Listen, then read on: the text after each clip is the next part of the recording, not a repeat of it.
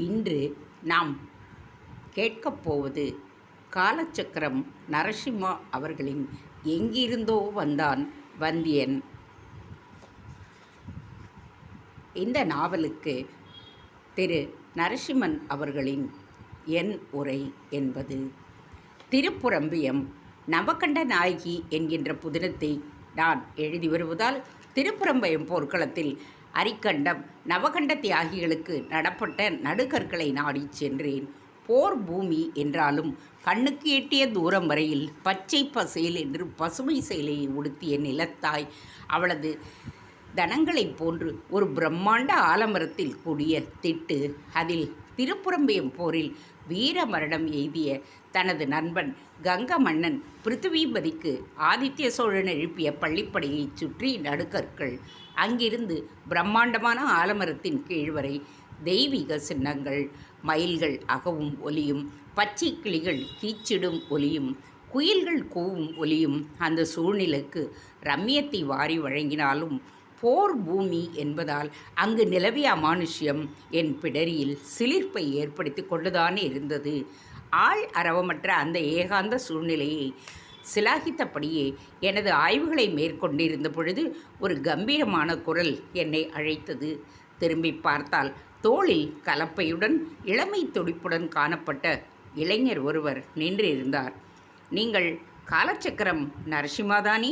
நீங்கள் கல்கி குழுமத்திற்காக இங்கே வந்து படப்பிடிப்பு நடத்திய பராக் கல்கியின் பொன்னியின் செல்வன் வந்தியத்தேவன் பாதையின் பயணம் நிகழ்ச்சியின் 16 பகுதிகளையும் என் குடும்பத்தினர் அனைவரும் பார்த்தோம். என் பாட்டி அன்னப்பூசம் உங்களின் நூல்களை படித்திருக்கின்றார். அவரால் நடக்க முடியாது. நீங்கள் வந்தால் அவரிடம் நான் அழைத்து போகிறேன். அவர் உங்களை காண விழைகிறார் என்று சொல்ல, நான் அந்த அம்மையாரை இன்னாம்பூர் என்கின்ற கிராமத்திற்கு சென்று பார்த்தேன். நீங்கள் நம்பவே மாட்டீர்கள். கல்கி தொடங்கி சாண்டில்யன், ஜெகச்சிற்பியன் என்று சரித்திர நூல்கள் பற்றியே பேசிய அவர் எனது அத்திமலை தேவனையும் பற்றி சிலாகித்தார். அங்கிருந்து கிளம்பும் பொழுது ஒரு கோரிக்கையும் விடுத்தார். தம்பி, ரேடியோவில் நேயர்கள் விரும்பி கேட்கிற பாட்டு கேட்கின்ற மாதிரி உங்ககிட்ட ஒரு கோரிக்கையை விடுறேன். கல்கியின் பொன்னியின் செல்வன் குறித்த உங்கள் வர்ணனைகளை கேட்டேன். நீங்கள் வந்தியத்தேவனை பற்றி சொன்ன குறிப்புகள் ரொம்பவே ஆர்வத்தை கிளப்பிவிட்டன. கூடல் அழகியில் ஆதித்த கரிகாலனின் பால்ய பருவத்தை நீங்கள் விவரமாக சொல்லியிருக்கீர்கள். எல்லோரும் அவன் கொலையை பற்றித்தான் எழுதினாங்களே தவிர யாரும் அவனுடைய பால்ய பருவத்தை பற்றி எங்களுக்கு சொல்லலை. அதே போல் எனக்கு வந்தியத்தேவனின் பால்யத்தை பற்றி தெரிஞ்சுக்க ஆசையாக இருக்குது. உங்களுக்கு நேரம் கிடைக்கும் பொழுது அதை பற்றி எழுத வேண்டும். அதற்காக ரொம்ப காலம் எடுத்துக்காதீங்க, எனக்கு வயசாயிடுச்சு என்றார். சென்னைக்கு வந்ததும் முதல் வேலையாக நான் எழுதி கொண்டிருந்த நவகண்டை நாயகி புதினம் வேலைகளை எல்லாம் ஒதுக்கி வைத்துவிட்டு உடனே வந்தியத்தேவியின் வாழ்க்கையின் ஆய்வுகளை மேற்கொண்டேன். அமரர் கல்கி தனது பொன்னியின் செல்வன் எனும் சரித்திர காவியத்தில் பல ரகசியங்களையும் அவற்றை பற்றிய புதிர்களையும் கோடிட்டு காட்டிவிட்டு அவற்றில் உள்புகாமல் தவிர்த்திருக்கின்றார். எனக்கு பிறகு வருங்கால எழுத்தாளர்கள் அதை பற்றி எழுதுவார்கள் என்று கூறிவிட்டு பல சர்ச்சைகளுக்கு அவர் முற்றுப்புள்ளி வைத்து விட்டார். வாசக மாந்தர்களும் பொன்னியின் செல்வனை ஒரு கதையாக படித்துவிட்டு கதையிலே இன்னும் லயித்திருக்கிறார்களே தவிர கதைக்கு அப்பால் நிலவும் குழப்பங்களுக்கும் சரித்திரம் எடுத்துள்ள புதிர்களுக்கும் விடை காண தவறிவிட்டார்கள். சங்கீத குறிப்புகளை கோடிட்டு காடியுள்ள அமரர் கல்கி பிற்காலத்தில் அவை தானாகவே வெளிவரட்டும் என்ற எண்ணத்தினாலோ என்னமோ வாழாவிருந்து விட்டார். சரித்திர பேராசிரியர்களும் அமரர் கல்கி கோடியிட்டு காட்டியுள்ள ரகசியங்களை பற்றியோ அதற்கான புதிர்களை பற்றியோ ஆய்வு செய்வதற்கு அக்கறை எடுத்துக்கொள்ளவில்லை. ஒய்யார கொண்டையாம் உள்ளே இருக்குமாம் ஈரும் பேணும் என்பது போன்று அமரர் கல்கி பொழுதும் ஈடும் பேணும் உள்ள சோழ சரித்திரம் எனும் நங்கையின் கூந்தலை சீவி சிங்காரித்து கோபுர கொண்டையாக முடித்து தன் கற்பனை மலர்களை சூட்டி மிக அழகாக பொன்னியின் செல்வனாக அலங்கரித்து விட்டு விட்டார். அந்த கொண்டையின் வசீகரத்தில் மயங்கிய நாம் சோழ சரித்திர நங்கையை தொடர்ந்து காதலித்து வருகிறோம். ஆனால் கொண்டையின் உள்ளே ஈரும் பேணும் இருப்பதை யாரால் மறுக்க முடியும்? கொண்டையை மட்டும் ரசித்து கொண்டு எவ்வளவு நாட்கள் தான் இருக்க முடியும்? என்றாவது ஒரு நாள் அதை அவிழ்த்து உள்ளே இருக்கும் அவற்றை நீக்க வேண்டுமல்லவா? பொன்னியின் செல்வனின் பாகங்களில் விவரிக்கப்படும் சம்பவங்கள் அனைத்துமே 18 மாதங்களில் நடைபெறும் சம்பவங்கள்தான். சில காரணங்களுக்காக கல்கி தக்கோலம் போரிலிருந்து தனது சரித்திரத்தை தொடங்காமல் வந்தியத்தேவனை வீரநாராயண ஏரிக்கரையில் அறிமுகம் செய்து அங்கிருந்து பொன்னியின் செல்வனை தொடங்குகிறார். அமரர் கல்கியின் பொன்னியின் செல்வன் கதாயனாக வந்திருப்பவன் வந்தியத்தேவன்தான் என்பதில் இம்மியளவும் ஐயமில்லை. ஏரிக்கரையில் இளம் குமரனாக கொலை செய்யப்பட்ட சோழ பட்டத்து இளவரசன் ஆதித்த கரிகாலனின் நண்பனாக அறிமுகம் செய்யப்படும் வந்தியத்தேவன் 5வது பாகத்தின் முடிவில் கடம்பூர் மாளிகையில் மணிமேகலையை திருமணம் செய்ய காத்திருந்து அவள் இறந்து போய்விட அதனால் அங்கிருந்து புறப்பட்டு சென்று விடுகிறான் என்று முடித்து விட்டார் கல்கி. தொடக்கத்தில் வீராணம் ஏரிக்கரையில் நமக்கு அறிமுகமாவதற்கு முன்னாலும் 5ஆம் பாகத்தின் இறுதியில் மணிமேகலை இறந்து போக அடுத்து என்ன என்பது தெரியாமல் திகைத்து நின்ற பிறகும் வந்தியத்தேவன் என்ன செய்து கொண்டிருந்தான்? வந்தியத்தேவன் எங்கிருந்து வந்தான்? வந்தியத்தேவனின் உண்மையான பெயர் என்ன? அவன் ஏன் புனைப்பெயரில் நடமாடினான்? அவன் வீரநாராயண ஏரிக்கரையில் நமக்கு அறிமுகமாவதற்கு முன்பு எங்கே இருந்தான்? எப்பொழுது ஆதித்த கரிகாலனிடம் நட்பு பூண்டான்? குந்தவையை எப்போது சந்தித்தான்? குந்தவையை எப்போது திருமணம் செய்து கொண்டான்? அதற்கு முன்பாக அவனது நோக்கம் என்ன? ஆதித்த கரிகாலன் கொலையின் பொழுது அவன் எங்கே இருந்தான்? அவனுக்கு வேறு திருமணங்கள் நடந்தனவா? வந்தியத்தேவனுக்கு பிள்ளைகள் பிறந்தனரா? இந்த சரித்திர கேள்விகள் எல்லாம் வாசகர்களின் மனதில் இருக்கின்றன. பொன்னியின் செல்வனை பொறுத்தவரையில் வந்தியத்தேவன் கதாநாயகன்தான். ஆனால் ஆங்கில கதாபாத்திரமான டாக்டர் ஜெக்கில் அண்ட் மிஸ்டர் ஹைட் போன்று அவனது குணநலன்கள் அவ்வப்பொழுது மாறுகின்றது. உற்று நோக்கினால் அவன் சூழ்நிலை கைதியாக உடனிருக்கும் கதாபாத்திரங்களின் மனநிலையையே பிரதிபலிக்கின்றான். தண்ணீர் தான் சேமித்து வைக்கப்பட்டிருக்கும் கலயத்தின் உருவை பெற்றிருப்பது போல வந்தியத்தேவன் தான் சார்ந்திருந்த கதாபாத்திரங்களின் விருப்பு வெறுப்புக்கு ஏற்றது போல்தான் காணப்படுகின்றான், செயலும் படுகின்றான். உண்மையில் அவனது மனதின் ஆழத்தில் இருந்த எண்ணங்கள் எத்தகையவை? வந்தியத்தேவன் வேட்டை நாயுடனும் காணப்படுகின்றான், ஓடும் முயலுடனும் காணப்படுகின்றான். அந்த வகையில் கொல்லப்பட்ட ஆதித்த கரிகாலனுக்கும் நண்பன், அரியணை ஏறிய ராஜராஜ சோழனின் நல விரும்பியும் கூட குந்தவையின் நம்பிக்கையையும் பெற்றவன். அவள் வெறுத்த நந்தினியிடமும் கூட நெருங்கி பழகியவன். கந்தமாறனின் தங்கை மணிமேகலையை மனம் புரிந்து கொள்ள தயாராக இருந்தான். குந்தவையின் காதலையும் ஏற்றான். பார்த்திபேந்திர பல்லவனுடனும் பழகினான். ஆழ்வார்க்கடியானுடனும் சிநேகம் கொண்டான். உண்மையில் வந்தியத்தேவன் கதாநாயகனாக இருந்தாலும் கல்கியின் மற்ற பாத்திரங்கள் இழுத்த இழுப்புக்கெல்லாம் அவன் சென்றிருக்கின்றான். உண்மையில் அவன் வாழ்க்கையில் நடந்தது என்ன? வஞ்சத்திற்கும் காதலிற்கும் இடையே சிக்கி அனைவராலும் இழுத்தடிக்கப்பட்டு அல்லல்பட்ட வந்தியத்தேவனின் கதைதான் எங்கிருந்தோ வந்தான் வந்தியம். இப்படிக்கு காலச்சக்கரம் நரசிம்மா அவர்கள். இனி நாம் கதைக்குள் செல்வோமா? பகுதி 1. சிங்கவேள் குன்றம் அடர்ந்த காடுகளில் கொடிய விலங்குகள்தான் வசிக்கும். எவ்வளவு கொடிய விலங்குகள் அடவியில் வசித்தாலும் அவற்றின் தலைவன் என்றுமே ஆளரி எனப்படும் சிங்கம்தான். ஆனால் சிங்கங்களுக்கெல்லாம் தலைவனான நரசிங்கம் வசிக்கும் அகோபிலம் என்று இன்று அழைக்கப்படும் சிங்கவேள் குன்றம் காடுகளில் மனித சஞ்சாரத்திற்கு அப்பாற்பட்ட ஒரு பகுதி. கொடிய விலங்குகளே இங்கே வசிப்பதற்கு சிரமப்படும். சிங்கவேள் குன்றம் காடுகளில் மனிதர்கள் வழி தப்பி போய் நுழைந்தாலும் அவர்களின் கதி என்னானதோ என்று தெரியாதபடிக்கு காணாமல் போவதுவே வழக்கமாகிவிட்டிருந்தது. சிங்கவேள் குன்றம்தான் தற்பொழுது அகோபிலம் என்று அழைக்கப்படுகிறது. கடப்பாவில் இருந்து 2 மணி நேர பயணமாக 110 கிலோமீட்டர் தொலைவில் இருக்கின்றது. இங்கு நவ நரசிம்ம ஆலயங்கள் உள்ளன. உச்சியில் இரண்யன் வசித்த அரண்மனை இருந்தது. அதன் தூணிலிருந்து நரசிங்கம் புறப்பட்டதாகவே ஸ்தல புராணம் கூறுகின்றது. இப்பொழுது அரண்மனை அங்கு இல்லை என்றாலும் அந்த தூண் மட்டும் உள்ளது. கடப்பா அருகே உள்ள காட்டில் இந்த ஆலயம் உள்ளது. இங்கு ஆந்திராவைச் சேர்ந்த வீர முஷ்டிக இணைத்தவர்கள் வசித்து வந்தார்கள். இவர்களின் குலதெய்வம் வீரபத்திரர். நடுநிசியில் நாட்டியமாடி வீரபத்திரரை துதிப்பார்கள். இவர்களது நாட்டியத்தின் பெயர் வீரநாட்டியம். இன்று கூட அந்த இனத்தவர் அங்கு உள்ளனர். அதை ஆடுபவர்களும் அங்கு உள்ளனர். இங்கே பந்தல் அமைத்திருந்த அடர்ந்த மரங்கள் பகலிலேயே சூரியனின் கிரகணங்களை உட்புகாமல் தடுத்திருந்தன.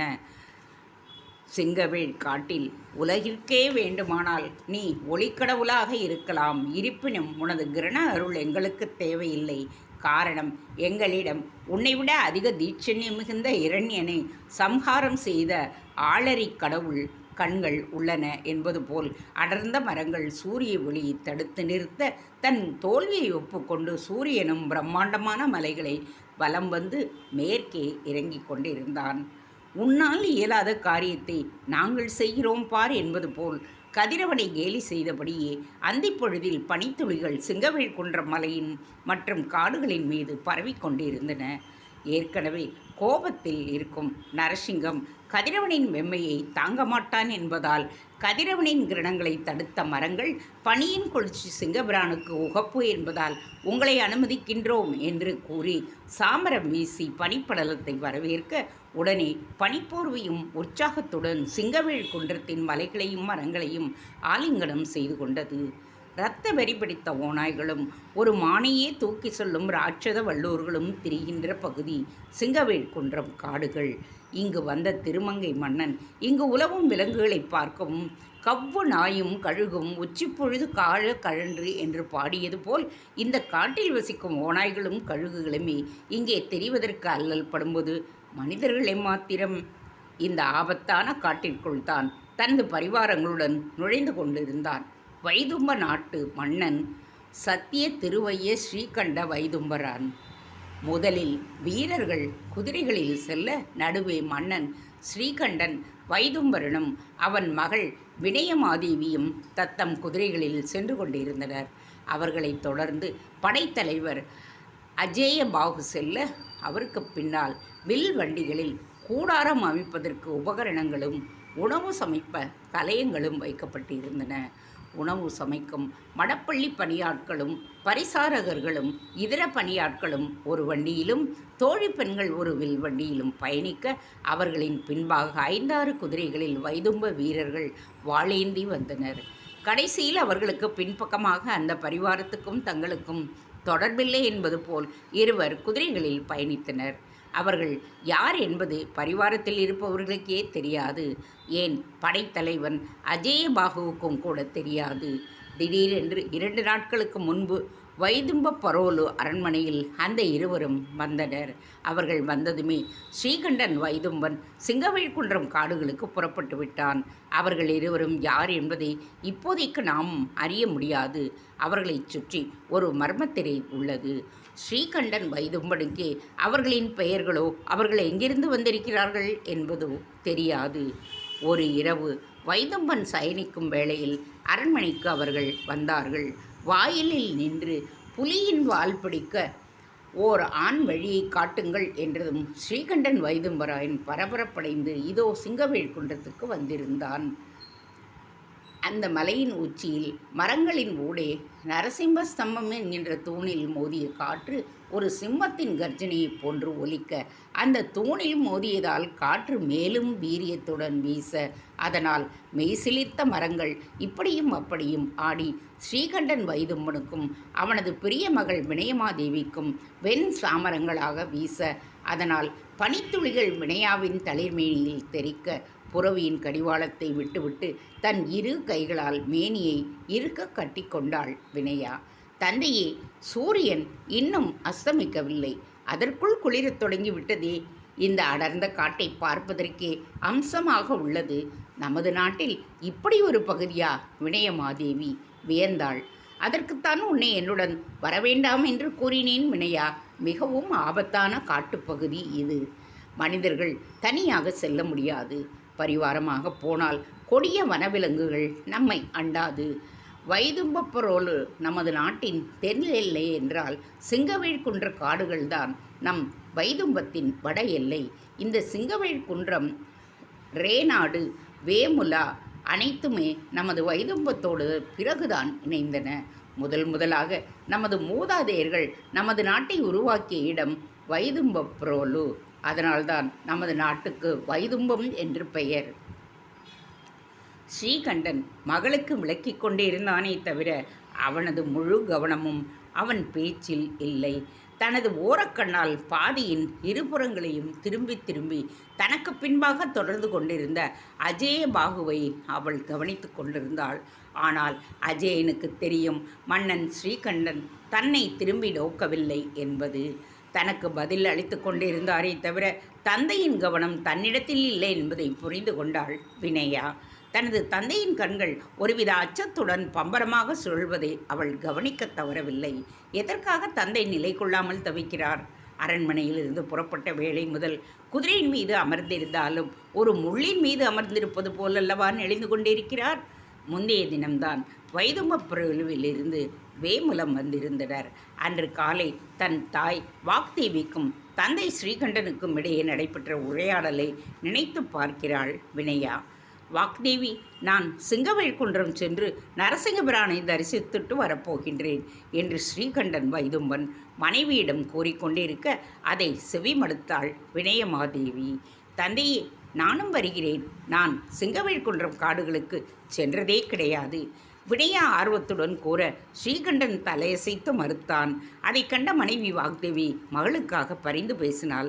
அருமை மகள் கேட்கிறாள், அழைத்துத்தான் போய் பாருங்களேன் என்றவுடன் சினத்தால் முகம் சிவக்க ஸ்ரீகண்டன் மனைவி வாக்தேவியை வெறித்தான்.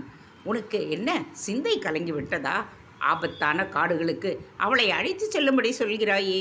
முன்பு ஒரு சமயம் ஆலயத்துக்கு வீணை மீட்டச் சென்ற என் அத்தை கல்யாணி அரிஞ்சய சோழனால் கடத்தப்பட்டது போதாதா? நமது மகளையும் அம்மாதிரி இழக்க விரும்புகிறாயா? நமது எதிரிகள் சோழர்கள் எந்த வேளையில் என்ன செய்வார்களோ என்று வயிற்றில் தீயை கட்டி கொண்டிருக்கின்றேன். நான் ஆலய தரிசனத்திற்கு போகின்றேன் என்ற அறிவிப்பு நாட்டு மக்களை திசை திருப்பத்தான். நான் செல்வது எதற்காக என்பது என்னை கூறினால் நீயே வேண்டாம் என்று உன் மகளை தடுத்து விடுவாய் என்று தன் மனைவியின் காதில் எதையோ கிசுகிசுக்க அவளுடைய முகம் திகிலடைந்தது. உங்கள் பாடு உங்கள் மகள் பாடு என்று கூறிவிட்டு அவள் அங்கிருந்து அகன்று விட்டிருந்தாள். ஸ்ரீகண்டன் வைதும்பனால் மனையாளை கடிந்து கொள்ள முடிந்ததை தவிர மகளை அப்படி அதட்ட இயலவில்லை. நானும் உடன் வருவேன் என்று மலை உடும்பாக தந்தையை பிடித்து உலுக்கிக் கொண்டிருந்தாள் வினயமாதேவி. படைத்தலைவன் அஜேயபாகுதான் மன்னன் ஸ்ரீகண்டனின் காதில் கிசுகிசுத்தான். அரசே, இளவரசி நம்முடன் வருவது ஒரு வகையில் நல்லதுதான். நாம் சிங்கவேல்குன்றத்திற்கு தரிசனம் செய்ய செல்கிறோம் என்றுதான் சோழர்கள் நினைப்பார்கள். நாம் அங்கே போவதற்கான காரண காரியத்தை அவர்களால் யூகிக்க முடியாது. இளவரசியும் நம்முடன் வருவது நமக்கு ஒரு புகைத்திரையாகவே செயல்படும். அஜயன் கூற அவன் கூற்றில் உள்ள நியாயத்தை உணர்ந்தவனாக மகளை நோக்கி சரி என்று தலையசைத்திருந்தான். தன்னுடன் சிங்கவேல்குன்றம் வருவதற்கு சம்மதித்து தனக்கு உறுதி கிடைத்த வெற்றியை நினைத்து தன்னையே பாராட்டி கொண்டிருந்தாள் வினயா. அவளுக்கு எங்கே தெரிய போகிறது, ஒரு ஆபத்தான இலக்கை நோக்கி தன் தந்தை பயணித்து கொண்டிருப்பது. ஆபத்தை விலைக்கு வாங்க போகும் வேளையில் மகள் உடன் வருவதை எந்த தந்தைதான் விரும்புவான்? ஆனால் மகள் உடல் வருவதாக ஆபத்தை விளைவிக்கக்கூடியவர்கள் ஒரு இளம்பெண் உடன் இருப்பதால் சற்றே யோசிக்கவும் செய்யலாம். தந்தையின் மனதில் ஒருவித அச்சம் நிலவுவதை வினயா புறப்பட்ட உடனேயே யூகித்து விட்டாள். ஆனால் அவளது ஆர்வம்தான் அதிகமானது. உண்மையில் எதற்காக தந்தை சிங்கவேல்குன்றம் காடுகளுக்கு வந்திருக்கிறார் என்பதை அறிந்து கொள்ள வேண்டும் என்கின்ற மனதில் நினைத்தபடியே தந்தையுடன் அவள் பயணித்து கொண்டிருந்தாள். சரியாக சூரியன் அஸ்தமித்து இருள் அந்த பகுதியை வியாபித்திருந்த வேளையில் சிங்கவேல்குன்றத்தின் அடிவாரத்தை அடைந்துவிட்டனர். மலையின் அருகே மேடான ஒரு பகுதியில் மன்னர் ஸ்ரீகண்டன் வைதும்பனுக்கு பெரிய கூடாரம் ஒன்றும் வினயாவுக்கு அதன் பக்கலில் சிறிய கூடாரம் ஒன்றும் எழுப்பப்பட்டன. மற்றவர்களுக்கு ஒதுக்குப்புறமாக ஆங்காங்கே கூடாரங்கள் அமைக்கப்பட வீரர்கள் மன்னர் மற்றும் இளவரசியின் கூடாரங்களுக்கு முன்பு காவலும் இருந்தனர். பணியாட்கள் அவசரமாக கேழ்வரு அடைகளை தயாரித்து பசு நெய்யும் எண்ணெயும் பனங்கற்கட்டும் வைத்து மன்னருக்கும் இளவரசிக்கும் அளித்துவிட்டு மற்றவர்களுக்கும் பரிமாறினர். ஒரு பணியாள் குதிரைகளில் வந்த அந்த இரு மர்ம மனிதர்களிடம் சென்று கேழ்வரகு அடைகள் வைத்திருந்த இலைகளை நீட்டிய பொழுது அவர்கள் முகத்தை வேறு பக்கம் திருப்பிக் கொண்டனர். பிறகு தங்கள் பையிலிருந்து வாழைக்கனிகளை எடுத்து உண்டனர். இதையும் ஓரக்கண்ணால் கவனித்து கொண்டிருந்தான் வைதும்பனின் படைத்தலைவன் அஜேயபாகு.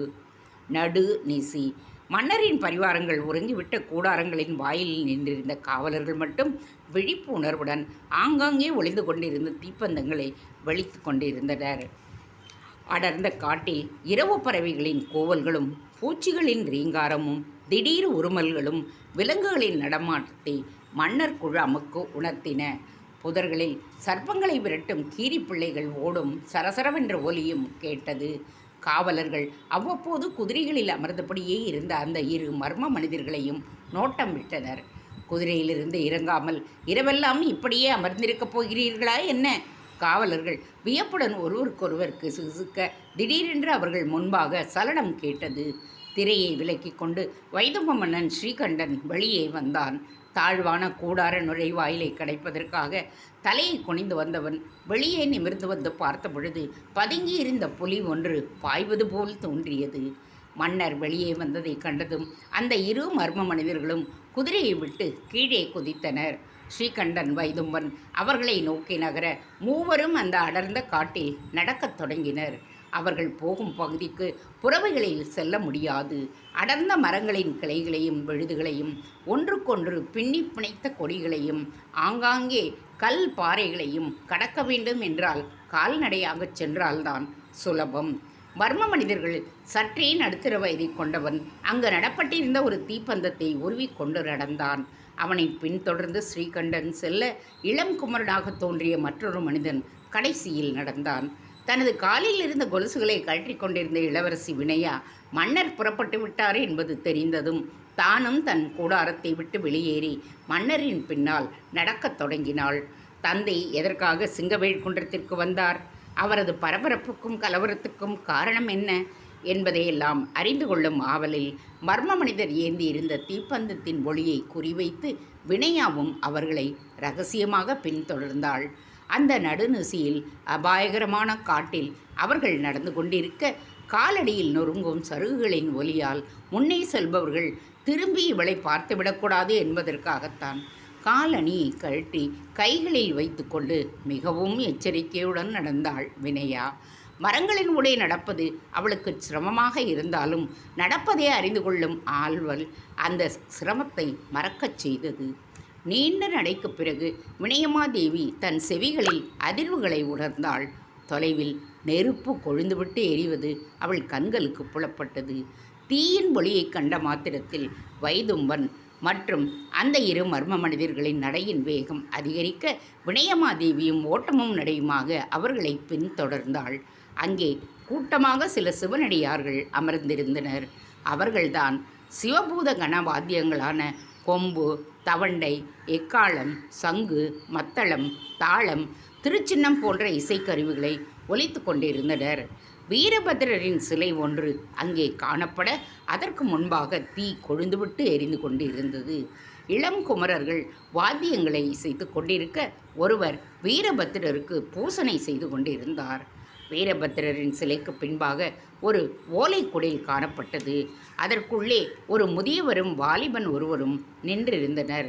நடுநிசி ஆகிவிட்டது பரமா, நீ இங்கே இந்த வைர மண்டபத்தில் செய்யும் கடைசி வந்தனையாக இதுவே இருக்கக்கூடும். உனக்கு இங்கே விதிக்கப்பட்ட வாழ்க்கை நடுநிசையுடன் முடிவடைகிறது. பெரியவர் கூற பரமனின் கண்கள் குழப்பத்துடன் அவரை நோக்கின. விரிஞ்சிநாதரி, இங்கிருந்து நான் எங்கே போகப் போகிறேன்? என் வாழ்க்கை ஏன் இப்படி நிச்சயமில்லாமல் இருக்கின்றது?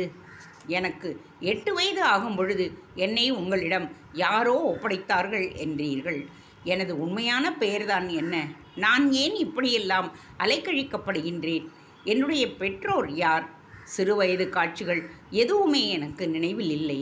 அடிக்கடி என் மனதிலும் கனவுகளிலும் தோன்றும் காட்சி மட்டும்தான் என் பால்யத்திற்கு சாட்சியாக உள்ளது. என் மாளிகை தீப்பற்றி எரிகிறது. படை வீரர்கள் எங்கள் மாளிகையில் உள்ளவர்களை தாக்குகின்றார்கள். ஒரு பெண் கதறிக்கொண்டே நெஞ்சில் வாளால் குத்தப்பட்டு ஒப்பருகியில் இருந்து விழுகின்றாள். நான் கதறி அழுகின்றேன். யாரோ என் வாயை இறுகப் பற்றி என்னை தூக்கிச் செல்லுகிறார்கள். அதற்கு பிறகு ஒன்றுமே நினைவில் இல்லை, பரிதாபமாக கூறினான் அந்த வாலிபன். விரிஞ்சிநாதர் சிரித்தார். உனது வேர்களை பற்றி அறிந்து கொள்ள நல்ல வேளையை தேர்ந்தெடுத்தாய். நீ யார், எங்கிருந்து வந்தாய் என்பதையெல்லாம் இப்பொழுது என்னிடம் கேட்காதே. எனக்கு உன்னை பற்றி ஒன்றுமே தெரியாது. நீ கைமாறிக்கொண்டே இருப்பவன். உனது 8 பிராயங்களில் நீ என்னிடம் வந்தாய். நீ எங்கிருந்து வந்தாய் என்பது எனக்கு தெரியாது. உன்னை ஒப்படைத்தவர் என்னிடம் இட்ட கட்டளையை நான் நிறைவேற்றிவிட்டேன். போர்க்கலைகள், உன் குலத்தொழிலான நடனமாடி வந்தன பாடல்கள் பாடுவது, யாழ் மீட்டுவது என்று அனைத்தையும் நான் உனக்கு போதித்து விட்டேன். இங்கிருந்து நீ எங்கே போகப் போகிறாய் என்பதும் எனக்கு தெரியாது ஒன்று. அவ்வளவு ஏன், உன்னை என்னிடம் ஒப்படைத்து இப்பொழுது உன்னை அழைத்து போக வருபவருக்கு கூட நீ யார் என்பது தெரியாது. ஒன்று மட்டும் நன்கு தெரிகின்றது, உன் உயிரை பாதுகாப்பதற்கே நீ கைமாறிக்கொண்டே இருக்கின்றாய். இந்த 10 வருடங்கள் நான் உன்னை போஷித்து எனக்கு சீடனாக ஏற்று உன்னை இளம் குமரனாக மாற்றிவிட்டேன். உன் கேள்விகளுக்கெல்லாம் என்றாவது ஒரு நாள் விடை கிடைக்கும். அமைதியான ஆறு என்றால் எதிர்நீச்சல் போட இயலும். நீயோ சுழலில் சிக்கிக் கொண்டவன். ஆற்றின் வேகத்தோடு பயணிக்க கற்றுக்கொள். என்றாவது ஒரு நாள் நீ கரையேறுவாய். புறப்படு. வீரபத்திரரின் உக்கிரம் உனக்கு தெரியுமல்லவா? போதாக்குறைக்கு நரசிம்ம சேத்திரம் வேறு. சென்று வந்தனை பாடத் தொடங்கு என்று விரிஞ்சிநாதர் கூறியதும் பரமன் கையில் டிண்டிமத்துடன் குடிலை விட்டு வெளியே வந்தான். டிண்டிமத்தை இசைத்தபடியே பரமன் பாடலை பாடத் தொடங்கினான். ஆளுடை தனி ஆதியை நீத்தொரு வேள்வி முற்ற விரும்பிய தங்கனோர் நீள் சிரத்தை நிலத்திடை விட்டிட வாழ்பதித்த மதலை போற்றுவோம். உக்கிரன் அழல்கண் வந்தோன் ஊமை மகன் சிம்புள் ஆனேன். முக்கண்ணன் சடையோன் யானை முகவர்க்கு இளையோன் வில்லி செக்கர் வான் நிறத்தோன் குரோதன் சிறு விதி மகம் விதைத்தோன் மிக்க பத்திரக் கேழ்வன் வீரபத்திரன் பேராமே. பரமன் பாடிக்கொண்டே கண்களை மூடி நிற்க அவன் பாடுவதற்காக சில வாத்தியங்கள் முழங்குவது நின்றது.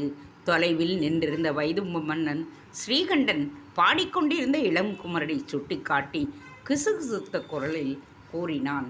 என்னிடம் ஒப்படைக்கப்பட்ட பாலகன் வல்லவன் அதோ அங்கே பாடிக்கொண்டிருக்கும் வாலிபன்தான். இப்பொழுது நீங்கள் அழைத்து போக வந்திருப்பது அவனைத்தான் என்றதும் அந்த மர்ம மனிதர்கள் பரமனை உற்று பார்த்தார்கள். பரமனுக்கு 18 பிராயங்கள் தான் இருக்கும். இளங்குமரன் பருவத்திற்கும் வாலிப பருவத்திற்கும் இடையே அவனுடைய தேகம் பாலம் அமைத்திருந்தது. அவனது சாந்தம் தவிழ்ந்த முகம் அவனுடைய மனப்பக்குவத்தை உணர்த்தியது. நாசியின் மீது கம்பளிப்பூச்சிகள் ஊறுவது போல் அவன் மீசை வழிந்து முகத்திற்கு கம்பீரத்தை சேர்த்தது. திரண்ட புஜங்கள், மலைகளிடையே பறந்திருந்த கோட்டை சுவரை போல் இரு தோள்களையும் இணைத்தபடி உறுதியுடன் துலங்கிய மார்பு அவன் மிகவும் பலசாலி என்பதை உணர்த்தியது. கைகளில் முறுக்கேறி இருந்த தசைகள் அவன் எப்பொழுதும் போருக்கு தயாராக இருக்கிறான் என்பதை மெய்ப்பித்தன. செந்நிற வேட்டியை கச்சையாக கட்டி அதே வண்ணத்தில் ஒரு துண்டையும் அணிந்திருந்தான். கழுத்தில் ஒரு ருத்ராட்ச மாலையும் புஜத்தில் ஒரு வளையமும் அணிந்திருந்தான். வலது காலில் மட்டும் ஆண்கள் அணியும் வீரக்காப்பை பூட்டியிருந்தான். டிண்டிமத்தை இசைத்தபடியே அவன் பாட அவனுடைய குரல் அந்த அடவியின் அமைதியை கிழித்து கொண்டு ஒலிக்க வினயா அந்த வாலிபனின் கம்பீர தோற்றத்தில் தன்னை மறந்தாள். டிண்டிமம் என்பது நாயன்மார்கள் கையில் வைத்திருக்கும் ஒரு தாளக்கருவி. ஜால்ரா போன்று தாளம் போடும் இந்த கருவி கயிற்றினால் பிணைக்கப்பட்ட 2 சிறு மணிகளைப் போல் இருக்கும். தேங்க்ஸ் ஃபார் வாட்சிங். Please subscribe.